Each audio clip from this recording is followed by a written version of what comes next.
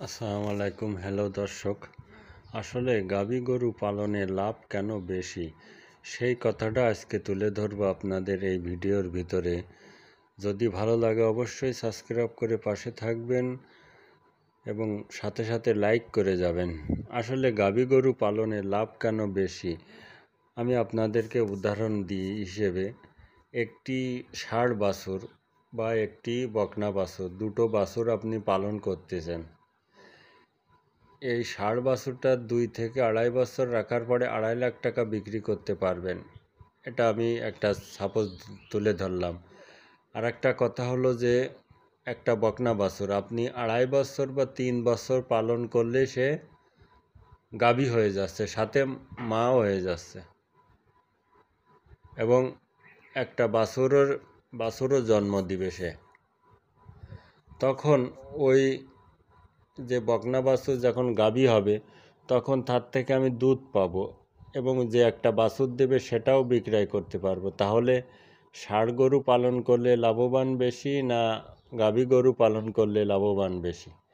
এই জন্য কোনো খামারি ভাই আপনার বকনা বাছুর, ভালো বকনা বাছুর সহজে কেউ বিক্রয় করে না। খারাপ যেসব বকনা বাছুর বা কোনো টাকার প্রয়োজন, ইমার্জেন্সি, তখন যে সেসব বিক্রয় করে, তাছাড়া এমনি কেউ বিক্রয় করতে চায় না। আর একটা কথা হলো যে ডেয়ারি খামারে অতিরিক্ত একটু পরিশ্রম আছে, তারপরেও ডেয়ারি খামারে লাভ বেশি, এটা মানেন আর না মানেন। কিন্তু যদি আমরা যারা প্রান্তিক খামারি, ছোট খামার, অল্প কিছু গাভী পালন করি, তাদেরই বেশি সমস্যা হয় না। কেননা তারা যদি গ্রাম এলাকায় বসবাস করে, কারো না কারোর জমি লিজ নিয়ে, বর্গা নিয়ে আপনার ঘাস চাষ করে, এবং যে বেশি করে ঘাস খাওয়াবে তার খামারে বেশি খরচ হবে না, সে কম খরচের ভিতরে গাভী পালন করতে পারবে। কিন্তু যারা বড় বড় খামারি, তারাও ঘাস পালন করে না তাও না, কিন্তু করে। কিন্তু আমাদের বিষয়, এখনকার বাজারে দানাদার খাবার যে ঊর্ধ্বগতি যেভাবে বৃদ্ধি পাচ্ছে, তো সেইভাবে খামার ধরে রাখতে গেলে ঘাসের কোনো বিকল্প নেই। ঘাস একমাত্র জিনিস আপনার জন্য বা গাভীর জন্য। আপনি যদি ডেয়ারি খামারটা বাঁচাতে চান এবং ডেয়ারি খামারতে আপনি লাভবান হতে চান, একমাত্র উপাদান হলো সবুজ ঘাস। সেই ঘাসের কোনো বিকল্প নেই।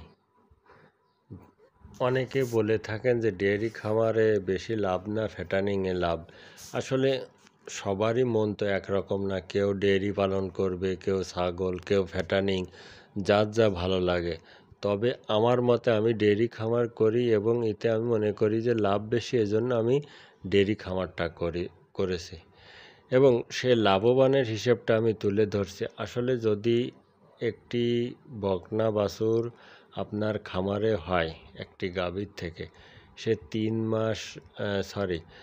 3 বছর বা 3.5 বছরের ভিতরে সে মা হবে এবং গাভী হবে, এবং ওই গাভীটা যদি ভালো মানের দুধ হয়, তাহলে আপনি তার কাছ থেকে 8-10টা বাছুরও নিতে পারবেন এবং 8-10 বছর ভালোভাবে দুধও নিতে পারবেন।